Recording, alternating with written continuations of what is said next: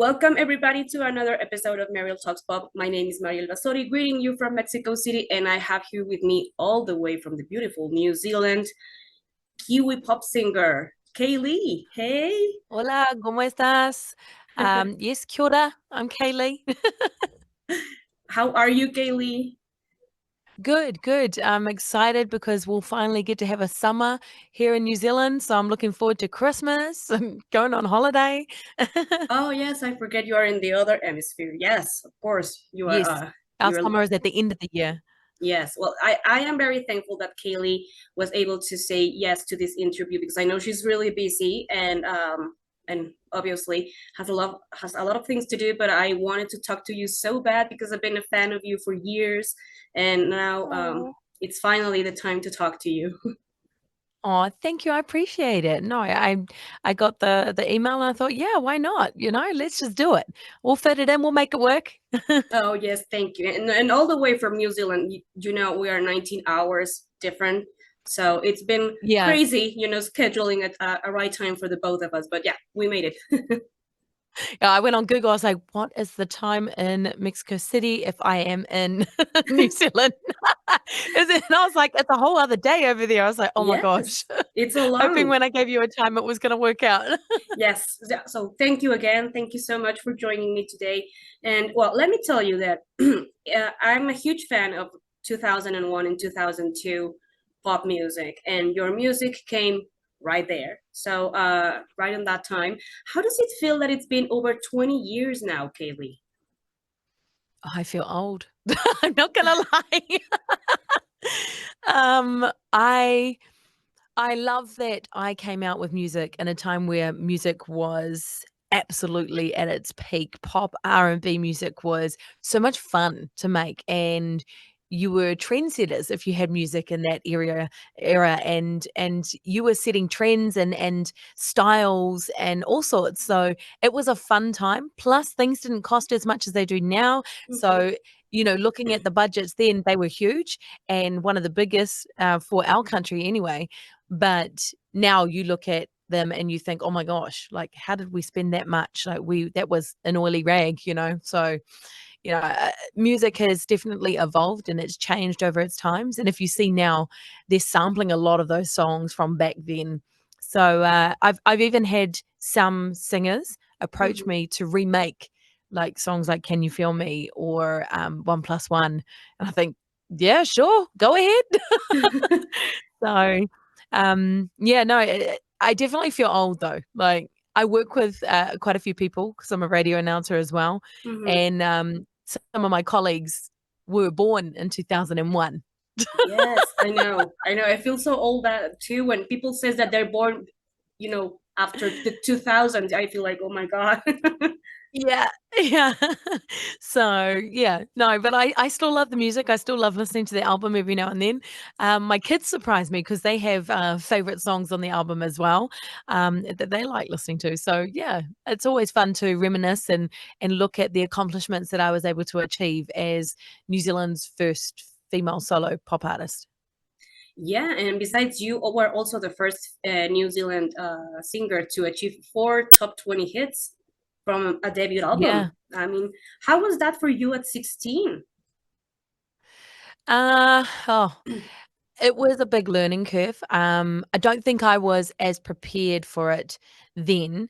Um, I think because I was just finishing up high school and trying to navigate my life and what it meant. All I wanted to do was sing. That's all Hmm. I wanted to do. I just wanted to sing and perform and just really have fun and travel and just get to meet new people and just create magic and create those connections that Hmm. music is so awesome at doing. And as the years went on, it became a lot clearer to me that there was so much more to this music industry and the dark sides of it as well. So I was like, I think a little bit of a rose tint glasses, if I say, had them on thinking this is going to be a sweet ride. And, I quickly became quite well aware that it wasn't the same as what I had dreamt in my head. Hmm. Yes, definitely. Yeah. But I mean, how was it for you to sign a record deal with, it was Universal, right? Yeah, Universal, that was super exciting. So, I think having that guidance and having the people that I got to work with helped me to just really get things in order and find a really seamless way of processing all the music and how we were pushing it out. It Mhm, also meant that I got a lot of um, hands-on experience in how to market and promote, and I think that's part of the reason why the music did so well is because we constantly just jumped in people's faces. We were just doing things all the time. And, mhm. and not a lot of it I'd get paid for. A lot of it was free because you that's just how you had to hustle here in New Zealand. The music industry here in New Zealand is quite different to the music industry around the world. Um, had I had the same exposure and the same amount of money as what Britney Spears or those American artists or UK artists or European artists get, I would be a millionaire and I'd still be living off that music. But I was working in a jean store in Oh, retail while uh-huh. these songs were out. I was still going to school and I was still playing sports and I was still living a normal life. So I think the balance of that also helped to keep me quite grounded. Oh, wow. But later on in life, now that you look back and you think, man, that song was number 2 on the charts, it was platinum, it was gold, or the album went gold and things like that. If that was to happen to an American artist, they could live off that album for the rest of their life. Yeah. But you can't do that here in New Zealand, and it's a really sad look at the way that our industry is, but it's getting better. Mhm, I think in that aspect, we're trying to evolve as artists all the time, and you can see the artists now coming out and they're really making the most of that opportunity. mhm. Social media, I didn't have social media back then. No. There was no YouTube or things like that. So yeah, it was like you to utilize social media now, you can become an instant artist. Mhm. But back then you had to really do the hard yards. You had to do the hard work. You had to go and sing in malls and sing at schools, and you had to go and do all these opening of a refrigerator, you know, type Yeah. of, celebrations. It was anything and everything. You had to get in front of clients and all that to just really try and expose yourself as much as possible to your listenership and audience. So, yeah, Yes. I think a lot of new artists now don't get to see a lot of that and they don't understand the hustle and the grind that comes with creating your brand, your music, and really having control over where that's pushed. Yes, definitely. Because, like you mentioned, nowadays with social media, it is easier to, reach other people from all over the world.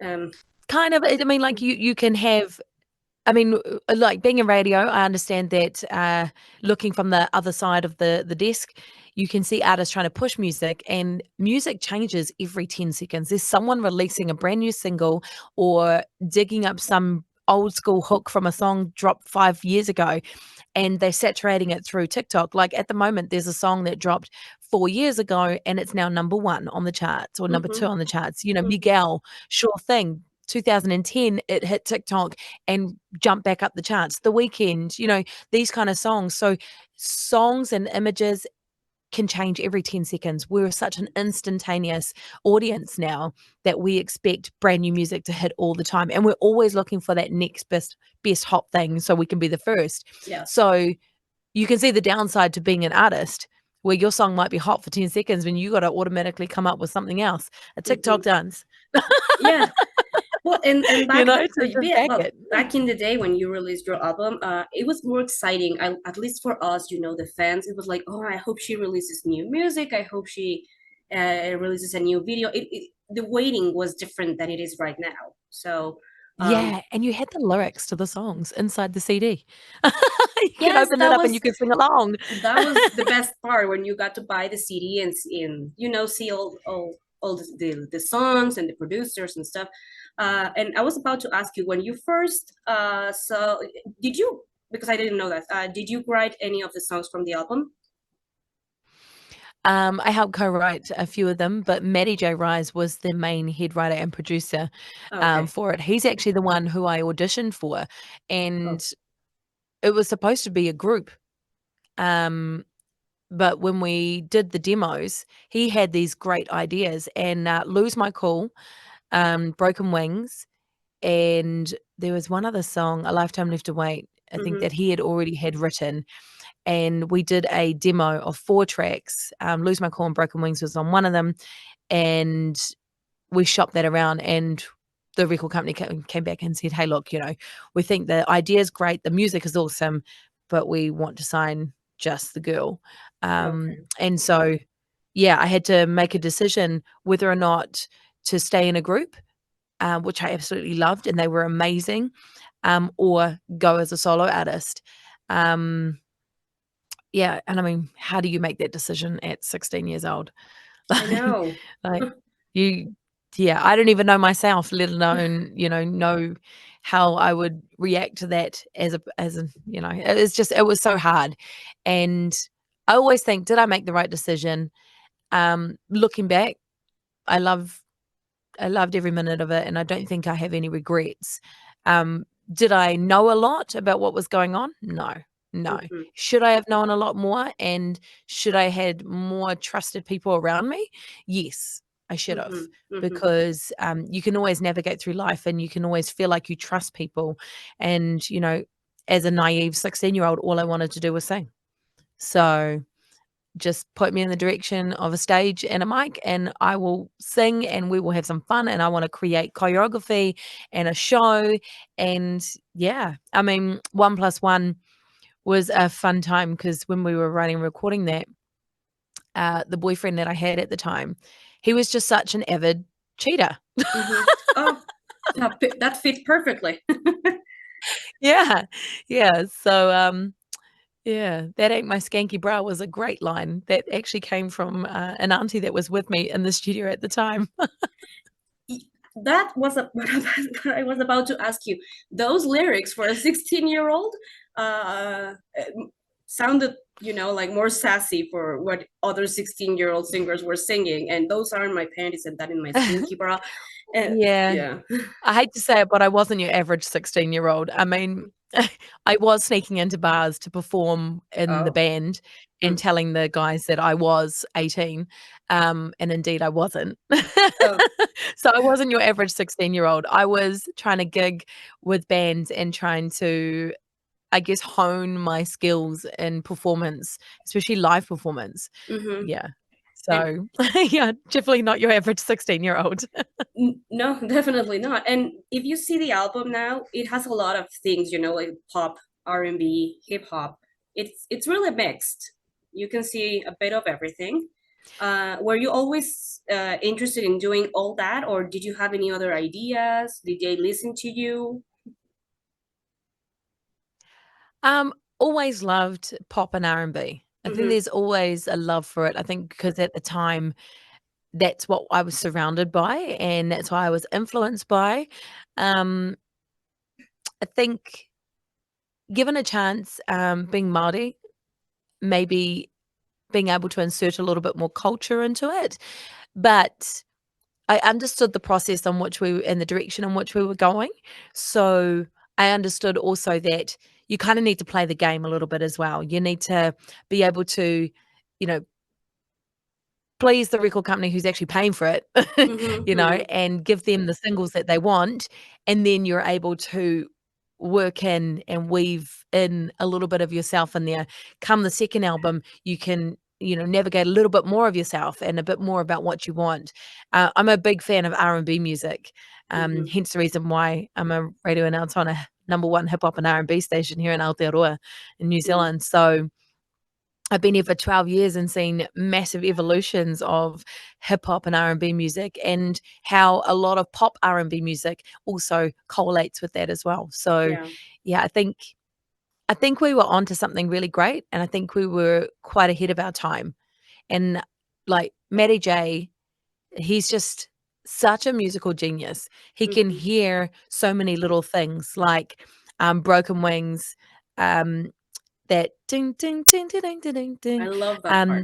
Mm-hmm, we we went looking, and he had found this amazing Chinese pianist, and it was a Chinese piano that you had, and he got that person to come in and play it in the studio for Broken Wings. Um, and we were recording and things like that, and he was like, "Can you hear any ad libs?" And I was like, he goes, "We're just going to press record and we're just going to let you go." And So I would just hum along and I'm like, mm, hmm, hmm, hmm, hmm, hmm, hmm, hmm, Mm-hmm. hmm, hmm. And so if you listen carefully, that is actually me singing those bits in there. Oh, So okay. there's just such little pieces, intricate pieces that we were able to, and Simon Holloway, who helped to mix and record and master all, I like, they just had such good ears. The quality came through like it sounded international, Mm-hmm. which for I think for a whole year when I was trying to push my music, people were like, "Are you really from New Zealand? You know, can we hear your accent? Because you don't sound like you have an accent when you're singing." No. So it was, yeah, it was all the time. We were just, but I think the whole premises of pushing that album was to make sure and to show people that we can compete on a bigger stage, that Mm-hmm. we can produce and create music on a bigger stage. Definitely. Yeah, because the album has a lot to offer and you were very talented. You're still very talented and your voice was really Thanks. nice and stuff.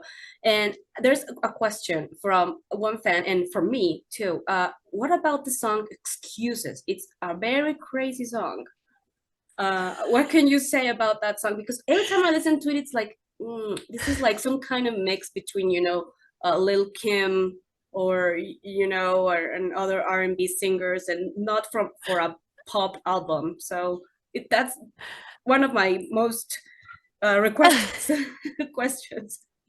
I think that that song, that was, both mine and Maddie J's way, of showing how gritty we could be Okay. and trying to develop that and just trying to bring that kind of real R&B across and just trying to be outrageous and wild and being like, "Oh, where is this going next?" You know, Mm-hmm. and then we moved into, Hey 29 and 6 Million Ways, Mm-hmm. and that was kind of like a growth and an evolution of, relationships and how they can go.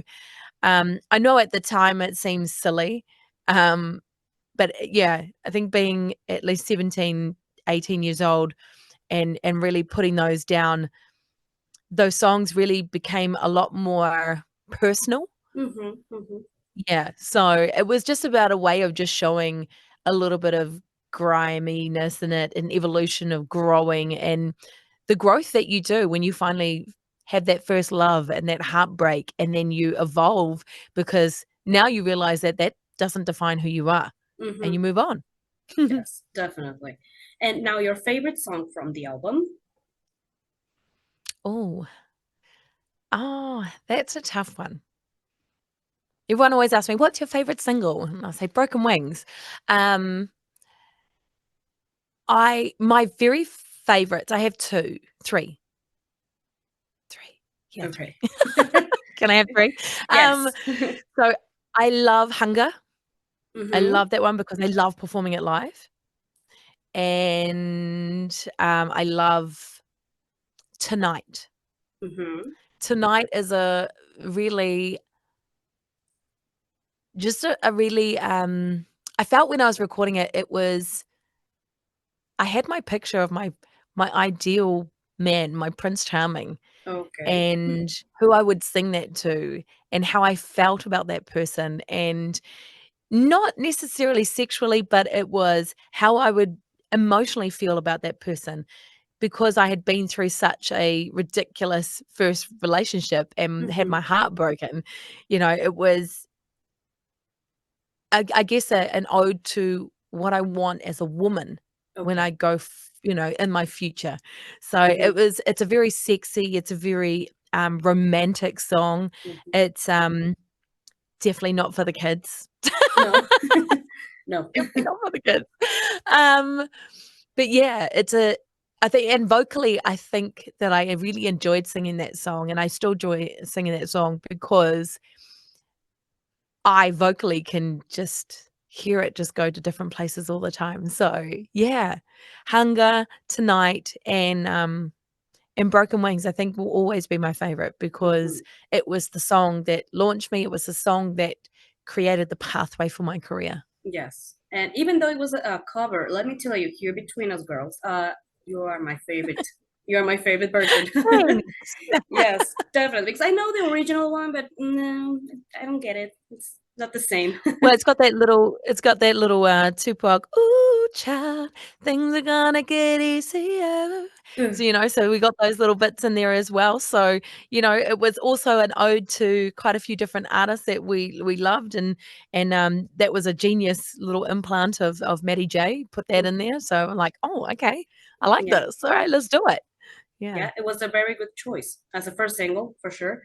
And let me tell you, when I was pregnant 3 years ago, I was obsessed with playing "Lose My Cool" all the time when I was pregnant. Lose my cool, Yeah. ain't gonna be a fool. Yeah, I actually used to love performing that on the stage with my dancers. Mm, Um, it just felt really Craig David, real, garage two-step. mm-hmm. I used to Yeah, love it. I used to love it. I used to love the vibe because, it'd give you that real upbeat feeling and then all of a sudden just slow down and you just be yeah, like, "Yeah," you're just really just grinding with it. yeah. But every time I remember my pregnancy, don't know why, but that song always comes to my mind. But because I played it a lot, so yeah, you were there. Don't ever be anybody's fool, ladies. Don't ever. And why did you never release a second album? Because you were very, lucky to have all these 20 singles all in a row. You had a top five album. Why didn't you release a second album? What happened? Um, Too many fingers in the pies, I think. A lot of people wanting to have say so over my career, and I think there was a lot of things that were going on behind the scenes that I didn't quite understand at the time. And now looking back, there was just too many people wanting to have a piece of that pie. Mm, We were also going through a bit of a recession, I guess, here in New Zealand, and a lot of people got dropped from the labels, including myself and a whole bunch of other Kiwi artists. Um, so I just went and recorded music by myself. Bringing it back to New Zealand, though, mm-hmm, it was almost like you had to go back to being, an independent artist and having to do it all yourself again, and not a lot of people would pick me up once I jumped on as a radio announcer. So mm, I was always told that your music is never gonna get played if you're a radio announcer. So I oh, was like, "Well, how does that define who I am here? Like, this is Kaylee as a musician. mm-hmm, This is Kaylee as a radio announcer." They're two separate entities. They're two separate things. But, because New Zealand is so small, um, that's just the way it went. So, dropped a couple of songs here and there. I actually moved to America to try mm-hmm, and work with some more artists and things like that, and recorded some songs over there, which was fun. It was great learning curve and stuff. And yeah, just didn't quite work out as the dream that I expected to and mm-hmm, wanted. mm-hmm, Taught me a lot about myself and how I'm not willing to sell my soul for the devil. mm-hmm, And I was okay. I was okay with not being and doing a lot of the things that I was offered. mm-hmm. I think, I'm okay, and I can sleep well at night knowing that I didn't bend over backwards and bend my morals and values for that, Yeah. and I'm okay with that. It doesn't define who I am. That's just it was a piece of my life, a layer of my life that I absolutely appreciate, and I'm so grateful for. Um, and then I've been able to do other things with my life, Mm-hmm. TV, radio. Yeah. I have a beautiful family, and people and music are still my passion. Yeah, definitely. Well, you made the right choices for you back in the day. You don't regret it. That's okay. We have your album, which is what counts. Thanks. Yes. And well, yeah, yeah. You mentioned that you have been part of other shows, including Dancing with the Stars. Oh, yeah. I think I was 16 weeks post C-section, Oh, and, really? yeah, with my 4th baby, and, I tell you, man, having a waist trainer on and, chucking on Panadol every single time and Voltaren, which is anti-inflammatories, that helped me get through a lot of that. Yeah, it was a wild ride. Reality TV is such a fun, um, and challenging and What's some other words that I can use? It is a roller coaster ride of emotions when you do reality TV, but I think just focusing on what I was there for and the charity that I was dancing for, Mm-hmm. really helped me just keep it in check. And the Revolution Tour do amazing mahi here in New Zealand, working with youth, and our young tamariki, our young children around their mental health. Mm-hmm. And suicide is such a huge cause of death for our young ones here in New Oh. Zealand, and Mm-hmm. it's really sad that that happens. And there shouldn't be. Um, it just shouldn't be, No. they're kids, they live through life living half the traumas that some of us adults will never face in our life. Mm-hmm. And we have a responsibility as adults. Anyone over 25 has that responsibility of making sure that you are wrapping around the young ones that are trying to come through. I think that we can get too much in this world now of this is mine, this is mine. Mm-hmm. Don't tell your secrets, don't share your stories, don't share this and do that, because we're always trying to protect what's ours, but it was never yours to begin with. Mm-hmm. We have a saying in Māori, you're a kaitiake of that journey. And I was a kaitiake of female artists to come through for the future and to plant that seed for more female artists to come through. That was never mine to have. Mm-hmm. And I'm grateful to be a part of that journey. Mm-hmm. And I'm even more grateful to see the amount of amazing wahine who are singing now and really paving the way. And they've just taken what I've done, but to the next level. And they're Mm-hmm. doing it way better than I did. So, you know, you just got to keep wrapping around them and stuff, and just keep wrapping around, and knowledge is meant to be shared, Mm-hmm. so I think Definitely. if we can do that, then we can always empower the next generation to do even better and to make something of themselves. And if they can learn from some of our mistakes, then go forth and be amazing.